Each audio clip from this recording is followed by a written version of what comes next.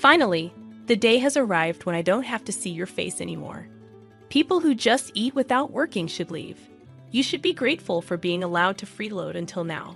Got it? I won't be coming back. Thanks for everything so far. I quickly packed my stuff and left my in-laws' place where I had been living for many years. As I left, my mother-in-law seemed very pleased. But only I know a certain sad truth. I'm Sarah, 32 years old, and I work from home. I've been married to Alan for 5 years. Our life was peaceful until the 4th year of marriage. Suddenly, my usually healthy father-in-law fell ill and needed care. That's when we started living with my in-laws. I wasn't thrilled about moving in so soon, but my husband is their only child, and there's no one else for them to rely on. We ended up taking care of my father-in-law. I considered quitting my job for his care, but luckily, based on my past performance, my company allowed me to keep working from home. The issues with my in-laws started right away. Yep, I dealt with the classic mother-in-law and daughter-in-law clash. Sarah, hurry up and handle the cooking and cleaning. How long are you going to be lazy and avoid your housework? Mother-in-law, I'm working right now. What are you talking about? You're always just clicking away on the computer. The truth is, you're just browsing the internet, not really working right. Thinking that using the computer means goofing off on the internet is so outdated. I have permission to work from home from my company. Amidst the household chores and taking care of my father-in-law, I've used my skills to bring my salary back to what it was before. After about 3 months of hard work, when I finally managed to match my previous salary, I felt a real sense of joy. The reason I worked so hard is that Alan's salary isn't enough to cover our expenses. I thought life would become easier, and I even considered saving money. However, things kept getting tougher, and it felt like my wallet was always losing its contents. Curious, I investigated where the money was going and discovered that Alan was spending a lot. I also found out that my mother-in-law was wasteful with money. Alan, being a people pleaser, often treated colleagues to lunch, and lately he was using our credit cards for drinking parties. No matter how much I earn, if Alan spends more, our finances will dwindle. Meanwhile, my mother-in-law juggled multiple expensive hobbies with friends, paying for lessons and socializing. I can't tolerate the fact that my husband and mother-in-law continue their wasteful spending while leaving all the housework and care for my father-in-law to me. I've ended up covering all our living expenses with my income, making saving money a distant dream. Anxious about this, I decided to talk to my husband and mother-in-law. Alan and mother-in-law, it looks like our spending has been quite high lately. If this continues, we'll run out of money. Can you both please try to cut back on your expenses? Alan and my mother-in-law didn't take my words well. I don't want to feel embarrassed. I can't appear stingy in front of my colleagues and subordinates. You get that right. They won't think poorly of you just because there are times when you don't foot the bill. You don't have to treat them every single time. You might not get it, but maintaining good relationships with your coworkers is crucial for smooth work. Treating your juniors to lunch is one thing, but what about those trips to the girls' bars? That has nothing to do with work, does it? It just seems like you're out for fun. How can you come home drunk and start talking about it, even when no one asks you? It implies that you find more enjoyment there than spending time with your family. I'm relieved that Mom understands and agrees. If I skip my classes, I'd just be stuck at home. I take classes with my friends to make the most of the limited time I have left in this world. But what a terrible daughter-in-law I must be. All she sees is the housework, thinking I don't contribute anything, so I have no right to complain. Seriously though, what's she thinking? A homemaker looking down on us as if from a high horse. Let me make it clear, I am working, earning a steady income, and contributing to this household. I'm also handling housework and taking care of my father-in-law. Don't lie. Working from home, you can't be earning that much. Mother is the one doing the living. Don't act so high and mighty for a part-timer. I was so shocked by what I heard that I couldn't even respond. They didn't seem to grasp that I was juggling housework, caregiving, and maintaining a steady income. Moreover, it appeared that my mother-in-law had told Alan that she was the one taking care of my father-in-law, making it seem like I was just a homemaker doing nothing. There were moments when I thought about leaving that house. I seriously contemplated it, but the reason I stayed was because of my father-in-law. Since I got married, he always treated me with kindness, unlike Alan and my mother-in-law. He would often say things like, "Sarah, I'm grateful to have a wonderful daughter-in-law like you. I apologize for everything." Father-in-law, taking care of you isn't a burden. Why would you say that? Sure, I feel bad imposing on you like this, but more than that, I'm concerned about my wife and son. They leave everything to you, doing as they please, right? Yes, you're right. I recognize that it's thanks to your hard work that our household finances are staying afloat. Alan's income alone wouldn't be enough to sustain this household. Father-in-law, you knew all along. It seemed he had understood our family situation for quite some time, and every time he received care, he expressed gratitude with heartwarming words. I genuinely cherished such a father-in-law and even found joy in looking after him. What would happen to this house if I left? I worried about who would care for my beloved father-in-law, so I chose to be the one providing proper care until he passed away a year later. My father-in-law passed away. During the funeral for my beloved father-in-law, tears flowed uncontrollably. "Sarah, why are you crying so much? What's wrong?" "Father-in-law has passed away. Isn't it normal to mourn like this?" "I've been his caregiver all this time."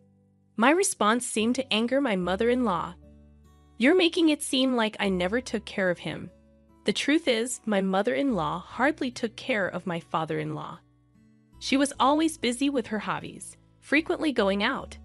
Since I was at home, she didn't have to handle any caregiving or housework. She even put on a tearful act in front of relatives, portraying herself as the oppressed and pitiful mother-in-law. To outsiders, it might have seemed like I was the unkind daughter-in-law. They defended her, saying, "Don't be so hard on your mother-in-law," and blamed me, despite the fact that I was simply mourning my father-in-law's death. People who knew nothing criticized me, making me furious. I decided to distance myself from the relatives. That's when Ellen took notice and approached me with complaints. "You embarrassed Mom in front of everyone. What are you talking about? That doesn't make any sense. I was only crying about father-in-law's death. Yet, your mom came over and told me it was strange for me to cry. Didn't you make it sound like she hadn't taken care of Dad at all?" "I never said such a thing. I just talked about mourning the loss of my father-in-law, whom I had always cared for." Perhaps it sounded like criticism to you because, in reality, your mom did nothing. Are you insulting Mom? I'm not insulting anyone. I'm just stating the facts. And by the way, if it bothers you so much, you could have done more to care for father-in-law too. If you're so upset about it, you should have taken care of him yourself. Why are you criticizing me? How can it be none of my business? It's only natural that you, his blood relative, would take care of him. I'm working for this family, managing the house. Taking care of relatives is part of wife duties. That's absurd. Don't be so ridiculous. I'm working too, you know. Our argument escalated, and the relatives had to intervene. Although they stopped our argument, I didn't speak to my husband at all after that. Once all the funeral proceedings were finished, a lawyer came to explain the inheritance. "I'd like to discuss the contents of the will regarding your late father's estate first. To the wife and the daughter-in-law Sarah, he's left half of his cash to each of you, and to his son Ellen, he's left ownership of the family land and home. What if Alan gets the land and the house? Doesn't that mean all the other assets go to the wife? Why is Sarah receiving an inheritance? I'm his wife. Your husband was deeply grateful to Sarah for the dedicated care she gave him. He wanted to give her part of the inheritance as a sign of his gratitude. This is his decision. He made his decision, and it can't be changed. I can't believe it. Oh, I get it. You were caring for him just to get the inheritance, weren't you? How could you think that? That has to be it. Otherwise, there's no way you could have been so devoted to him despite not being related by blood. I had a good relationship with my father-in-law ever since I got married. I took care of him to express my gratitude. Are you suggesting that you tried to make someone unrelated by blood take care of your own husband? Isn't that like psychological abuse? Don't be ridiculous. Fine, I won't bring it up anymore. Appearing frustrated that she couldn't say anything else inappropriate in front of the lawyer, my mother-in-law continued. So that was Dad's decision. It's grand gratitude for Sarah's caregiving, right? If that's the case, then we have no choice but to follow. May I continue? All right. Well, your father stated that it's no longer necessary to rely on Sarah. Upon hearing this, my mother-in-law's face, which had been dissatisfied just moments ago, suddenly broke into a smile. Yes, that's great. I understand. Huh? What do you mean? My mother-in-law seemed pleased, but my husband was confused. He didn't seem to understand what she was saying. So, in the end, Sarah's inheritance is nothing more than severance pay. It's not gratitude at all. Now that Dad's caregiving is over, we don't need Sarah in this house anymore. My mother-in-law had misconstrued my father-in-law's will just as he had intended. The truth is, my father-in-law had discussed this with me before. He wanted me to be free from this house after he passed away. He used the will to cleverly deceive my husband and mother-in-law, making it appear natural for me to leave. And just as my father-in-law had planned, my mother-in-law, completely misunderstanding his true intentions, saw the will as an opportunity to kick me out. Feigning shock at the will to conceal my actual desire to leave, I said, "Father-in-law, why would you treat me like this? To Dad, you were just someone to take care of him. Ellen, you can't understand Sarah anymore, right? Why don't you just divorce her, Ellen? You'll still stay married to me, right?" With tears in my eyes, I looked at Alan. After contemplating for a while, he said, "You know what? Let's get a divorce. I've inherited the family home and land, and Mom got some money too. There's no longer any need to worry about caregiving. So there's no problem if Sarah goes." Huh? What do you mean by that? Just what I said. I feel bad for asking, but could you leave our house and agree to the divorce? Understood. I suppose there's no place for me here anymore. Saying this with a hint of restraint, I retrieved a document from the drawer and handed it to my husband. After our recent disagreement, I went and obtained this. No mistake, the document was a notice of filing for divorce. My husband promptly signed it. Finally, I don't have to deal with you anymore. A non-working freeloader should just get out. Ellen, you should be grateful for us having put up with you. A total freeloader? Is that so? Okay, I understand. I'll leave. Thank you for everything up to now. By the way, since the lawyer is here, I want to check one thing. It's okay that I don't get any more than what I've already received from father-in-law's estate, right? Of course. You seem to have gotten a bit smarter, Sarah. You've been living off me until now, so don't even think about squeezing any more money out of me. Well, I suppose you're right. All right, it's settled then. Please make yourself disappear quickly. I promptly packed my things and left my in-laws' house. Watching me leave, my mother-in-law looked as pleased as could be. They had no idea what would happen to this house in the future. After leaving my in-laws' house, I immediately submitted the divorce notice to City Hall. And when I arrived at the apartment I had rented in advance, I couldn't help but shout out loud in the spacious room. Finally, I can be by myself. This is great. Overwhelmed with joy to be freed from such a challenging marriage, I was truly grateful to my father-in-law for devising the plan to help me escape my in-laws' home. Subsequently, I relished a comfortable life on my own. Having adapted to remote work during my time at my in-laws, I became adept at managing my time, and work proceeded seamlessly. Thanks to that, my income increased, and I enjoyed a content life without any disturbances. Until one day, my ex-husband Alan reached out to me. It's been a while. Why are you calling me? We're in a pinch, Sarah. Please help us. What kind of joke is this? Weren't you the ones who told me to disappear? My salary hasn't changed, but for some reason, we're running out of money. We can't live like this. Oh dear, that's a problem, isn't it? I decided to deliver the final blow. That's because you no longer have my income to support you. Huh? What do you mean? You still don't get it. Didn't you notice while living so lavishly that your salary alone was not enough? I had thought that we could live on my salary alone, but you're telling me that's not the case. Of course, you squandered your entire salary on yourself. We only got by because I was the one paying for our living expenses. Maybe it's about time you and your mother learned some financial responsibility as adults. So, how much were you making then? Let's see. At that time, I was making about $4,800 a month. Maybe that's more than me. That's right. You didn't know, did you? By the way, now I'm earning even more than that with no one to get in my way. Even through the phone, I could sense my husband's frustration clearly. Hey, Sarah, can't we start over? It was a mistake to let you go. I want to make things right again. Huh? It's obvious you're after my income. Are you stupid? That's not true. I still love you, Sarah. Don't be ridiculous. I never want to see your face again. By the way, what happened to the inheritance your mother received? With that amount, she should be living comfortably, right? That's the thing. It's about to run out. That's impossible. It was nearly $100,000, right? That's not an amount you can use up in just a few months. Mom and I spent it on a shopping spree, overseas trips, and half of it disappeared in the casino. A foolish mother breeds a foolish son.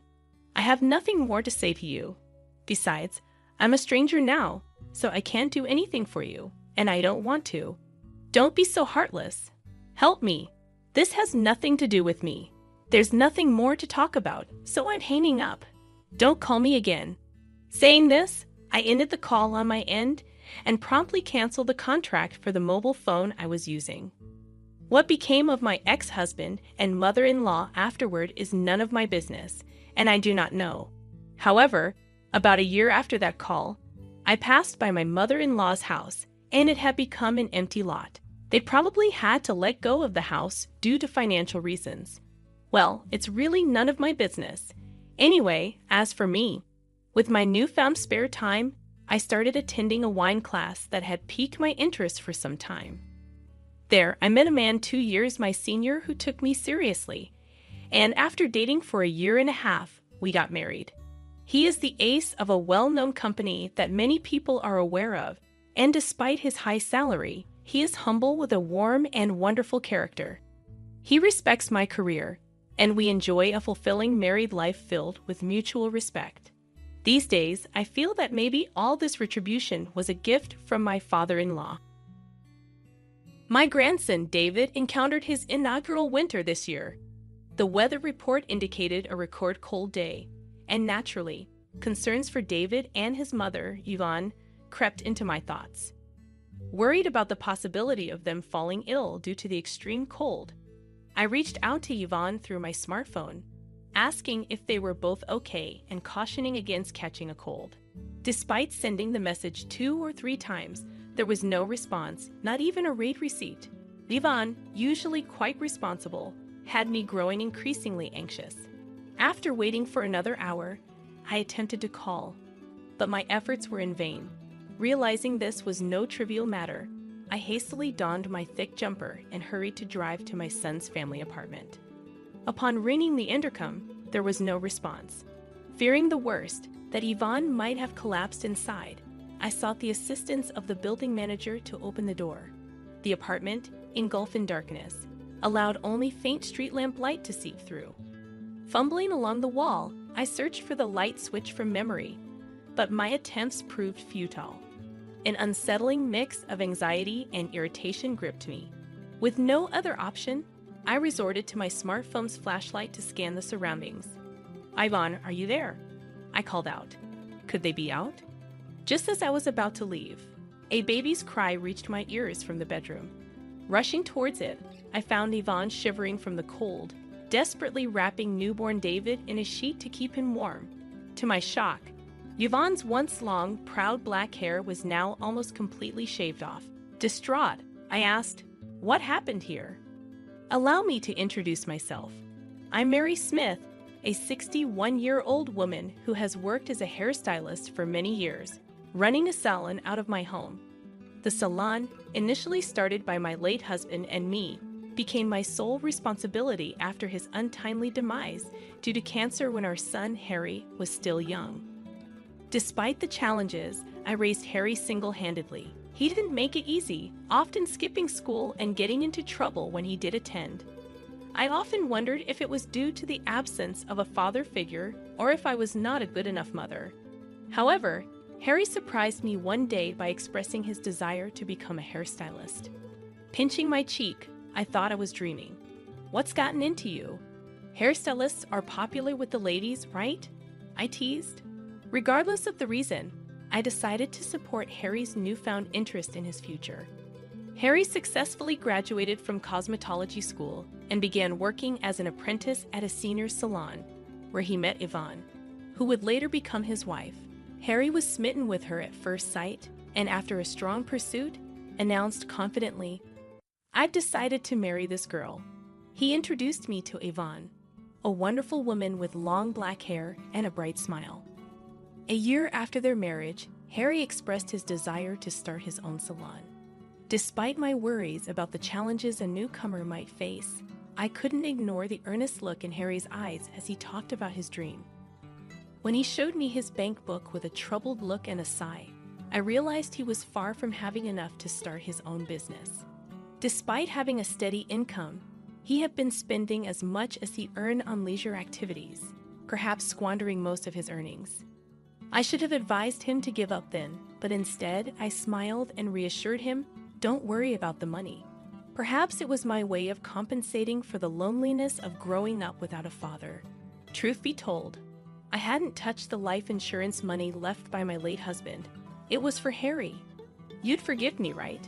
I whispered to my husband's portrait. One of my regulars happened to be knowledgeable in real estate, so I consulted with her. The property, a former barber shop retired due to the owner's old age, seemed perfect for Harry's new venture. With the help of my regulars, including one whose husband was skilled in construction and another whose son was studying architecture, the renovation progressed smoothly. Once the health department approved, the salon opened promptly. The speed at which I established my own business surprised me. "You should thank everyone. It's not something you could have done alone," I told Harry as I handed him the bank book containing his father's inheritance.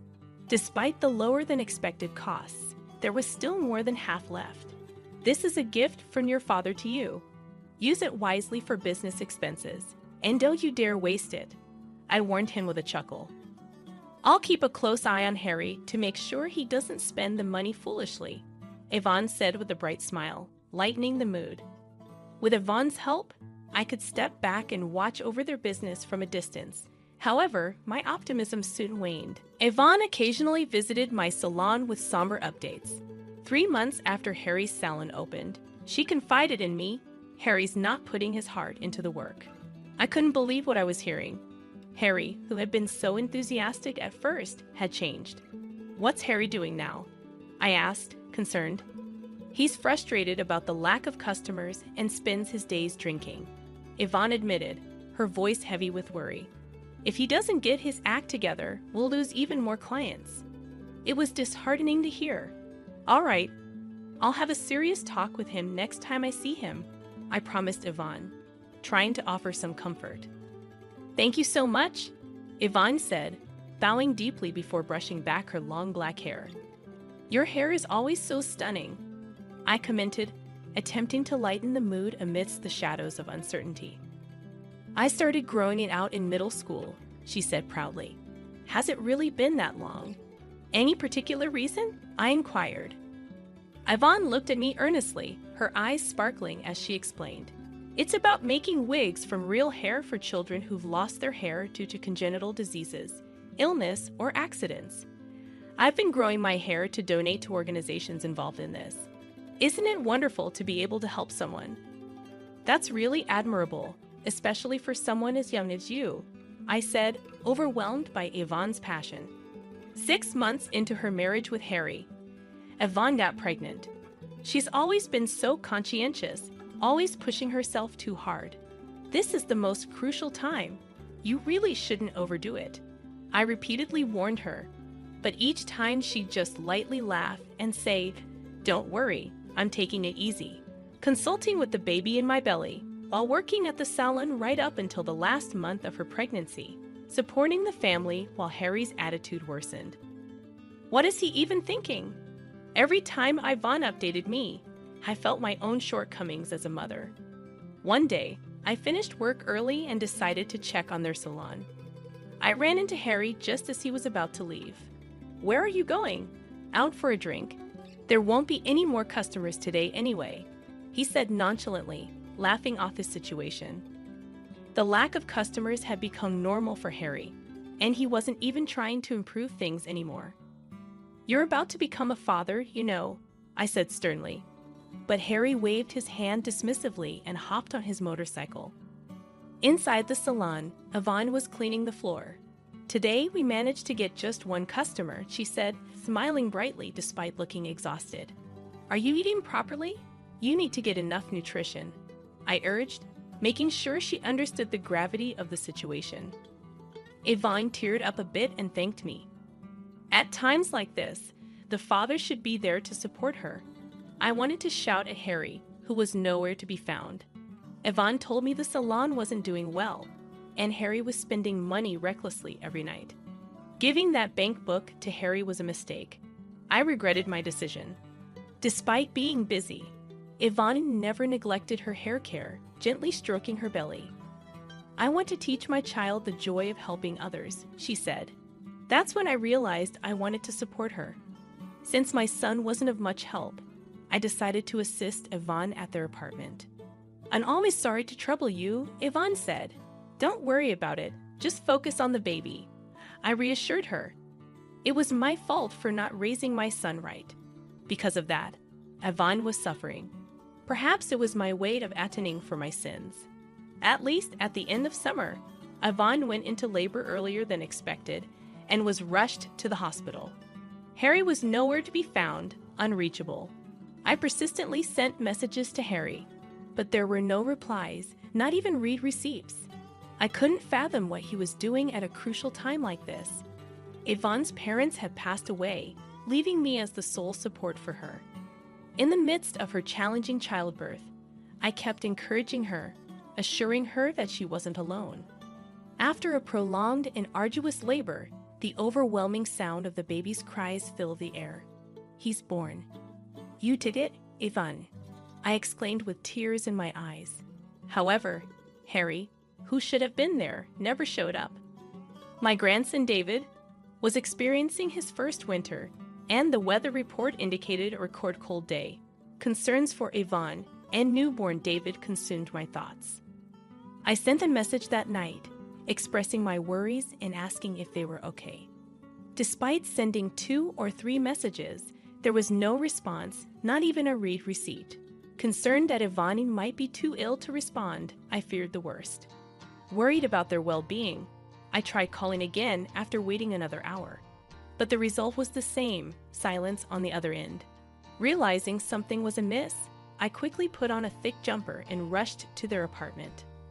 Upon arrival, the place was shrouded in darkness, and my attempts to contact them yielded no response. Although families traveling abroad during the holidays wasn't uncommon, I hadn't heard anything about a trip from Yvonne and Harry. Concerned for Yvonne's well-being, I asked the building manager to open the door, expressing my urgency. Stepping inside, I found the apartment dark, with only the faint glow from street lamps. Groping for the light switch, I discovered it wasn't functioning, adding to my anxiety.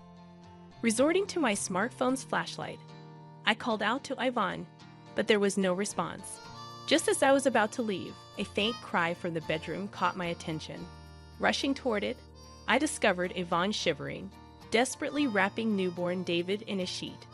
Shining the light on her, I was shocked to find that her once long, proud black hair had been roughly cut off.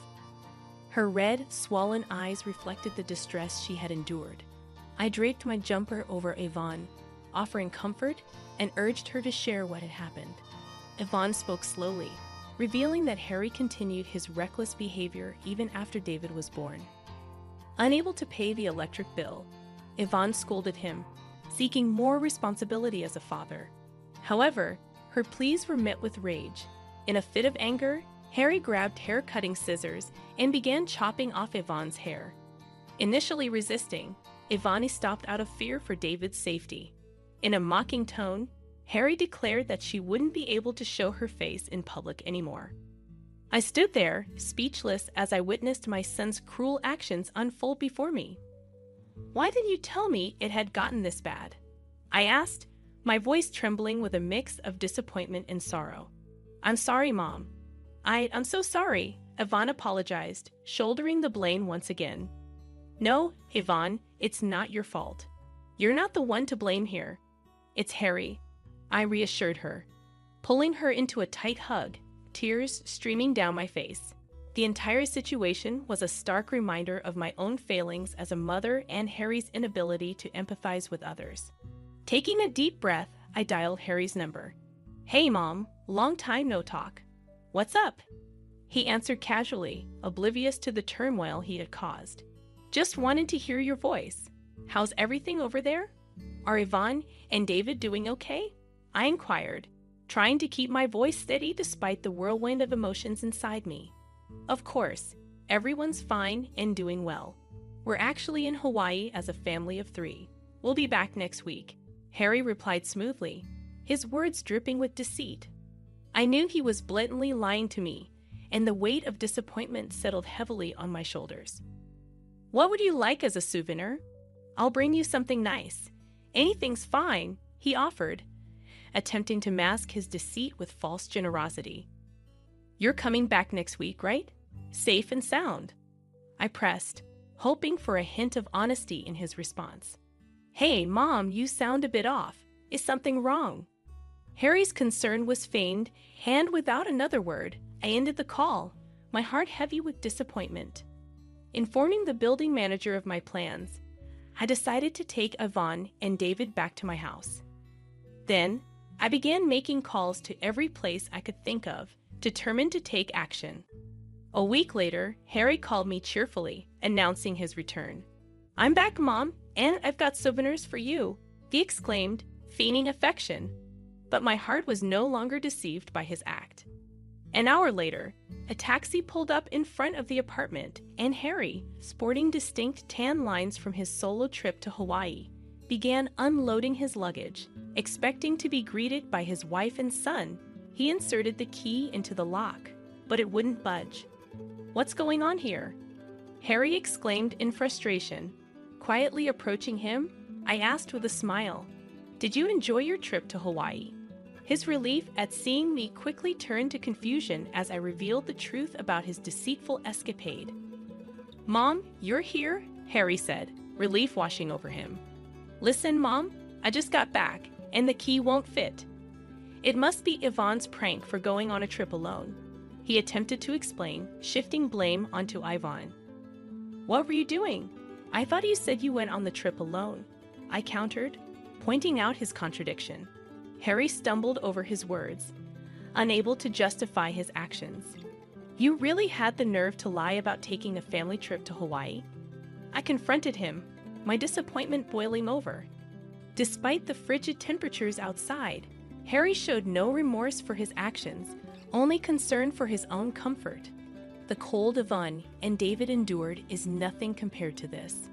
"Plus, you no longer have a home," I stated, my voice heavy with disappointment as I confronted my son's callous behavior.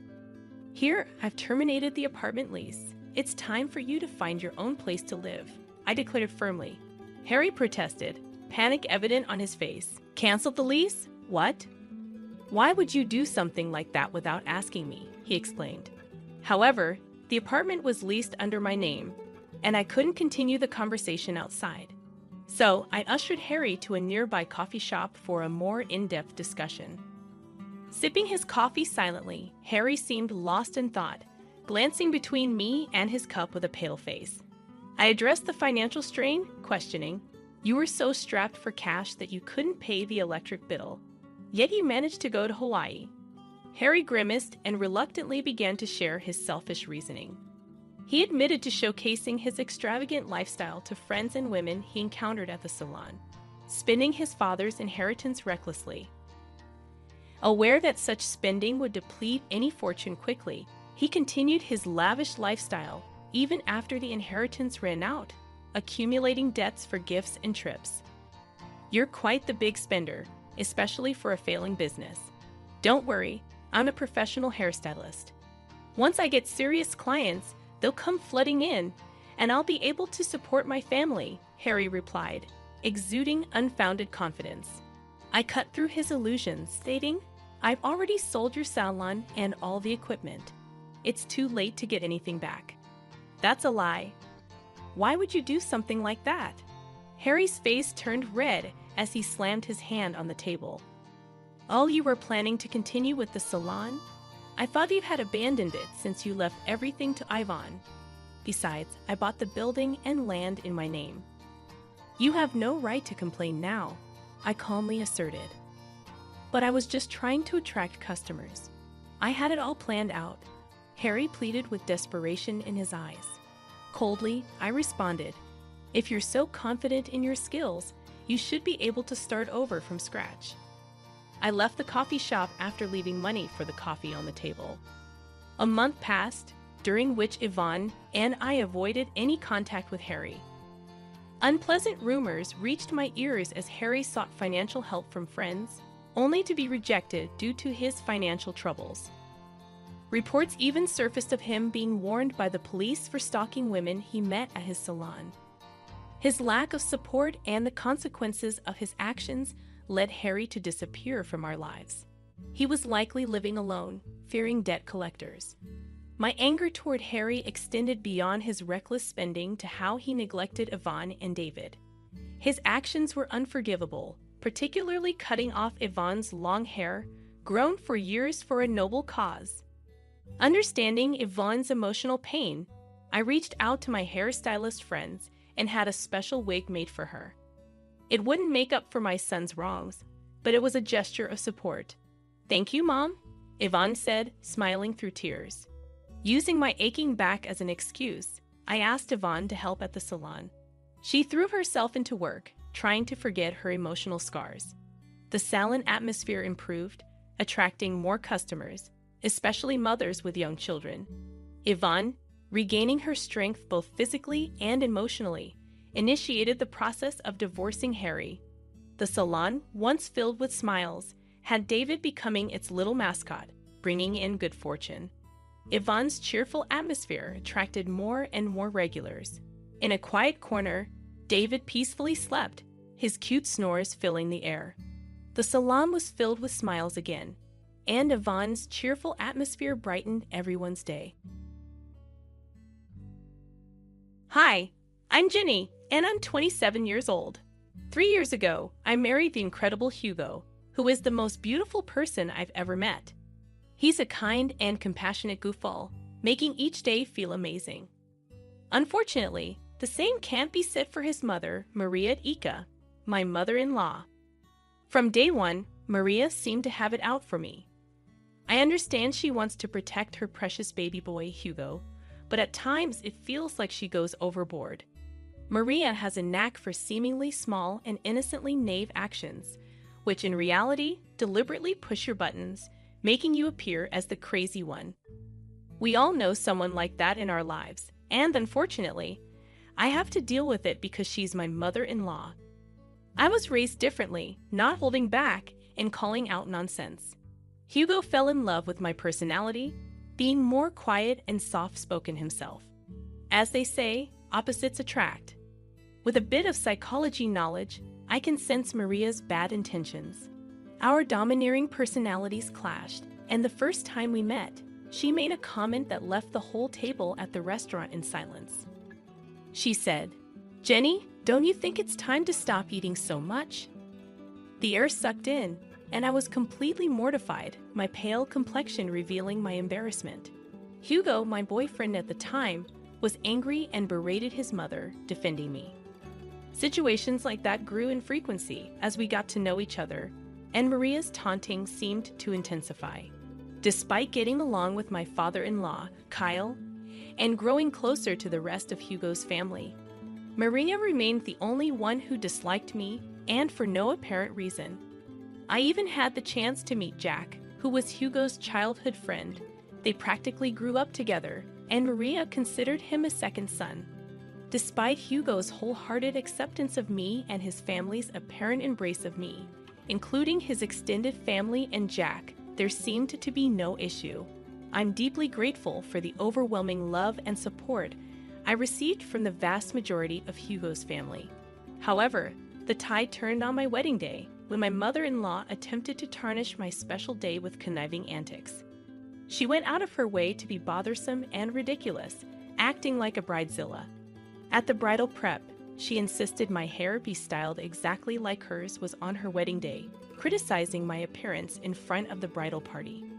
While her comments were hurtful, they weren't surprising. Despite attempts to rectify her mistakes, her words lingered, leaving me feeling bitter. Her relentless antics on my wedding day left a lasting pain. It wasn't in my nature to remain silent and passive. Her actions were slowly extinguishing my fiery spirit. Something had to change. Fast forward 3 years to today, where the events of this story unfold. We were gathered at Hugo's childhood home for dinner, invited by my mother-in-law, including Jack. I suspected ulterior motives behind her sudden dinner plans, which later proved true. As we sat at the dining table, my mother-in-law seized everyone's attention with an important announcement, pulling out a piece of paper to read aloud. "Attention, everyone," she began. "I have an announcement to make. As you all know, my birthday is coming up, and I wanted to share my plans for this very special day. I've decided that we're going to take a trip to Hawaii." She held up a piece of paper confirming the Hawaii trip. "That sounds fantastic," exclaimed one family member. "What? That's amazing, Jenny. I've always wanted to go to Hawaii," another chimed in. "This is great news. I'm so excited. I don't even know what to say." "Thanks so much, May," said Jenny, filled with gratitude. "Actually, you're not coming," May interjected. Confusion rippled through the room. Honey, what are you talking about? This wasn't part of the plan?" questioned Hugo. "I made some last-minute arrangements and managed to cancel her ticket before they gave us extra charges," May explained, casually dropping the bombshell. "So, my ticket was already bought, and she just went ahead and canceled it. Why does this woman hate me so much?" Jenny's frustration boiled over. "Mom, what are you talking about?" Jack interjected, breaking the silence. A flurry of harsh words ensued, with Maria finally offering an explanation. Okay, fine. I'll tell you the reason why I thought it best that Jenny sits this family event out," Maria reluctantly admitted. "As you all know, I'm getting a little bit older, and I've decided that I want the remaining years of my life to be centered on being around the people I care most about. Unfortunately, Jenny just doesn't belong on that list." "Wow, Mom, really? What is wrong with you?" Hugo's disbelief was palpable. "Nothing is wrong with me. I'm just saying that, well, you know Jenny can't be considered part of our family since she's not related by blood." Maria defended herself. "By that logic, then Jack shouldn't be able to go either, right?" "Since he isn't technically family, as you're stating," Jenny countered. "But we all know that's preposterous. He is part of the family, and ever since Hugo and Jenny got married, that means she is part of the family," Hugo argued. "Well, obviously, with Jack, it's different. He's just so precious, and he's our sweet baby angel. He's always been here, but Jenny hasn't," Maria rationalized. "That's why I'm just not comfortable with her coming on the trip. And it's my birthday, so I get to decide whatever we want." "Come on, Jenny, we're leaving at once," Maria declared, attempting to assert her authority. No. Jenny's firm refusal commanded everyone's attention. "Maria, you've made it clear since the beginning that you do not like me, and every day for the past 3 years, I have endured your insufferable behavior. You think we all don't see how you act. You think that we all don't notice that you're a narcissist. You better watch the way you speak to me. You are in my house," Maria retorted defensively. "I'm just about to leave, actually. But not before I say this," Jenny continued, turning to her husband with resolve. "Babe, I love you with my whole heart, and I have tried to endure this for such a long time. But I see now that your mother will never accept me into this family, no matter how hard I try. and no matter how many times. I bit my tongue and spoke softly. You should go on this trip. You can't miss it. As much as your mother is crazy, she's still your mother, and you love her, and she loves you. So, you have to go. Don't worry about me, I'll be fine. I then turned to my mother-in-law, whose mouth was agape because of what I just said. And as for you, unfortunately for you, I am in love with your son, and I am not going anywhere. You might think that you can push me away, but I will always be here, even when you go to Hawaii. You will always be thinking about me because, if I'm being honest, I think you're obsessed with me. How dare you? I should slap you right now, Maria exclaimed. I'm not finished. You are obsessed with me, obsessed with tearing me down, and I cannot even imagine why. When all I've done is shown you kindness and patience, even when you didn't deserve it. But enough is enough. You don't want me to go to Hawaii with you. Fine. You don't think I'm part of the family? Fine. But I will always be here. As long as I breathe, I will always be here for Hugo, Kyle, and even Jack. But never for you. At that moment, I realized that I finally shut her up. She left her mouth open as if she was searching for something to say, anything to say, but her mind wouldn't let her. Finally, I managed to keep her quiet. I said goodbye to the rest of the family members, kissed my husband on the cheek, and began to walk out. Let me drive you home at least. I can't let you take a cab. Please don't worry about me, babe. I love you. And thank you so much for loving me. But I'll be fine. You have a trip to discuss. Okay, if you say you'll be fine, I'll believe you. Oh, don't forget your purse, he reminded me. My purse? I left it in the kitchen. Once I arrived, at some point, Maria went into the kitchen, I think to catch her breath after the whole situation.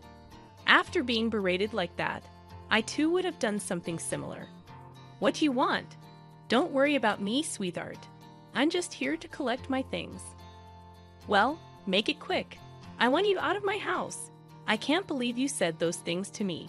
With that, she quickly stormed out, filled with so much anger that she didn't even want to see me out the door.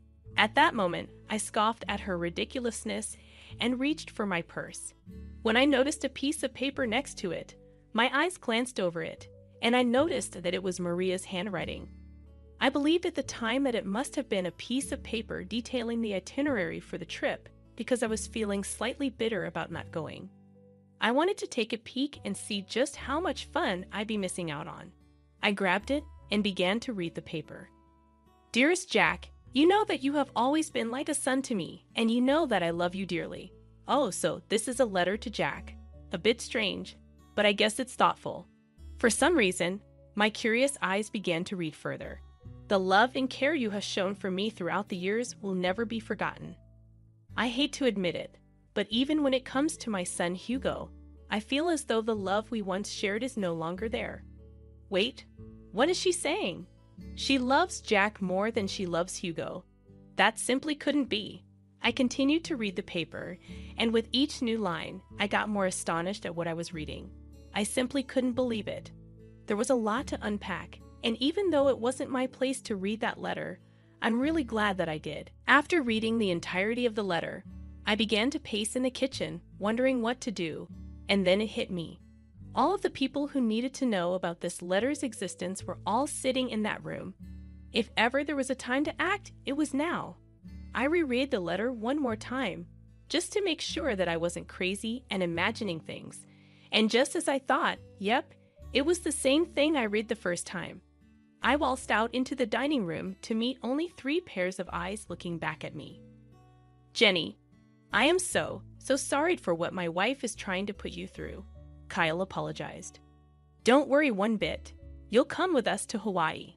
As long as I'm around, she's just in a funk right now. But don't worry, I'll convince her to change her mind.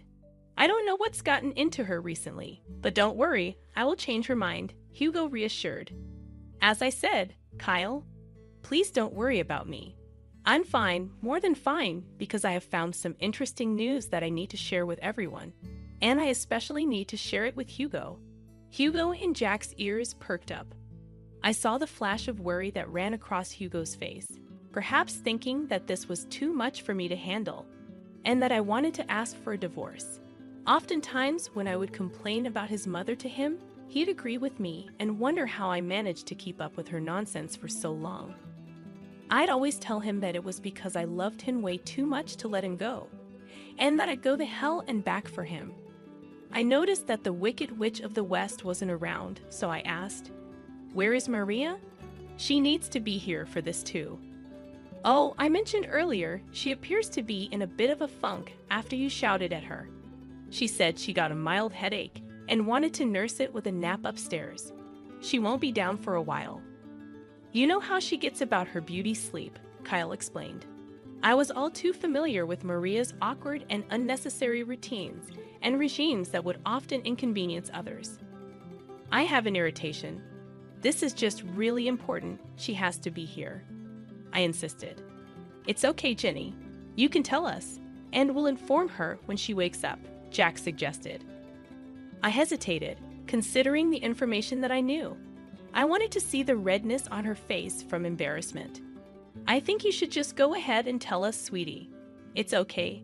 And you know Hugo has anxiety. It would be bad to keep him waiting," Kyle urged. That was true. Hugo's anxiety got really bad at times, and I could see him begin to fidget from the anticipation. "Okay, fine. I'll show you guys what I found when I was in the kitchen collecting my purse and getting ready to leave.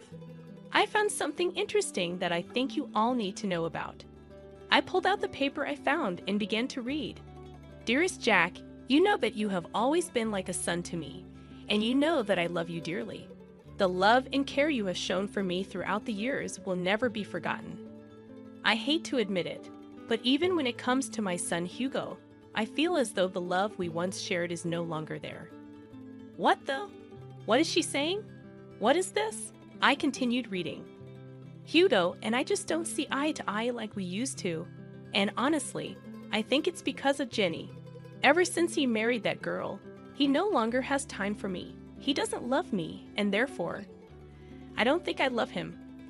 I love you, and you are my son. With that being said, I want to let you know that I am going to update my will so that you inherit all of my belongings and not Hugo. I know it might hurt him, but honestly, at this point, I don't care. It's that wretched Jenny girl. She's the one who has poisoned my love for him. I hope you received this letter well. The reason why I didn't want to approach you about it in person is that, and it pains me to admit this, I couldn't risk seeing the rejection on your face. I know you love Hugo like he's your brother, and most likely he won't approve. But I don't care. I'm giving you everything, the money, the house, the cars, and even my small businesses. They're all yours, whether you like it or not. If you want to talk about this further, please call me, and we can discuss it. I look forward to hearing your response. I will love you forever and always, your second mom." I finally looked up from reading the letter and was met with a flurry of mixed emotions. Kyle looked like he was going to cry. Jack looked stunned, but Hugo looked like he was going to murder someone. I can't believe she said all those things. Is she being serious right now? So the reason why she's doing all of this is because of Jenny? She hates Jenny so much that she'd not include me in her, well, just to spite me and Jenny. She's officially lost her mind. You guys, I don't even know what to say. This has gone far enough. I've had it with this woman and her toxic behavior. What are we going to do? At that moment, I had an idea. 1 week had gone by, and it was time for the designated Hawaii trip. Maria woke up and found a letter from her husband on her bedside table. It read, "Good morning, gorgeous. We decided to let you get some more beauty rest. Don't worry, your bags have all been packed. Just find us at the airport." Maria then got ready and headed to the airport, looking around frantically for the people with whom she was meant to go on this birthday trip. She tried calling them, but they all wouldn't answer. She assumed that they were already on the plane and therefore couldn't answer her call. She rushed frantically and boarded her flight, hoping to just meet them once they landed in Hawaii. She endured the 12-hour flight, and once she landed, she video called Kyle. "Hello, Kyle. Where the hell are you guys? I woke up late and saw your note, which was a cute idea if I hadn't woken up so late. I got to the airport and tried calling you guys, but none of you were responding. I just assumed that you already boarded. But it doesn't matter now because now we're in Hawaii. How amazing! Tell me where you are so we can meet up and let the festivities begin. That won't be happening, Maria, Kyle replied. What do you mean? Tell me where you are. I'm home. What? You heard me. I'm at home. We're all at home. Say hi. Everyone. Kyle panned out his phone to show that everyone, himself, Jack, Hugo, and me, were all in his house, sitting at the same dining table where we all heard the tragic news from a week before. What do you mean? Why are you at home? Maria questioned. You see, Maria, Jenny brought some interesting information to our attention a week ago, and ever since then, we decided that we'd much rather spend our time in boring old Florida with her than anywhere else with you, Kyle explained. Maria, you think we wouldn't find out? Find out what, my baby? Maria retorted. Oh, don't you baby me. You were really going to cut me out of the will, Mom, Hugo interjected. I. How did you even find out about that? Maria stammered. Oh, that wretched girl that you hate so much, Jenny, found your stupid letter in the kitchen, Hugo explained. I don't know what you're talking about, Maria. Lying right now is only adding more nails to the coffin. Jack, tell them you've got to believe me. I did nothing of this sort, Maria pleaded. We all read the letter, Maria. The gate is up, Jack responded. But I didn't do anything. Jenny is making everything up, Maria exclaimed. Maria, enough is enough. You're done. You don't get to say anything else. You messed up big time. Your hatred has caused you to be blind. Now you have to suffer the consequences of being alone on your birthday because of what you've done. I hope you can use this time in Hawaii to reflect on your actions, but I'll be alone. It won't be fun. Maybe people would like to hang out with you more if you weren't such a raging witch. Have fun, Kyle said firmly, before hanging up the phone. We all let out a sigh of relief, and then I was the first person to start laughing. Eventually, Hugo joined in, and before we knew it, we were all bursting with laughter and cackling at the dining table, just laughing at how crazy the situation was. The look on Maria's face once she realized the gig was up was hilarious. Her face turned pale, all the blood drained from her face, and I could tell that was the first time in a long time that she felt embarrassed. Maria had to spend her vacation alone, often calling Kyle to see if he would at least join her because canceling the reservations she made would be expensive. But every time he kept denying it. He said that when she comes back, they were going to have to implement some ground rules that were to be followed if she still wanted to be married to him. Maria began to be very apologetic and frantic, a complete 180 from what she normally acted like, which was honestly surprising. Hugo also mentioned that if Maria still wanted to be in his life, she had to drastically change her attitude. Otherwise, he was ready to walk out of her life forever. Their relationship is still rocky, and Hugo said that if Maria ever disrespected him again, even if it's the smallest snide remark she could make, he would cut her off completely, the same way that she was planning on cutting him off. As for Jack, he thought it best to stop being so nice to Maria, as it was clearly enabling her toxic behavior. So not only did Maria end up spending a miserable time in a beautiful place, but she also risked losing the 3 most important people in her life. She now has very rocky relationships with all of them, and she has to change to be better. As for me, I messaged her and told her that I need time to see if I'm going to forgive her for all of her injustices, and she was apologizing and begging for me to talk some sense into the men in her life. I'd obviously refused, stating that this is the bed she made for herself, and now she has to lay in it. And even to this day, Maria is still trying to mend the very broken relationships that she caused.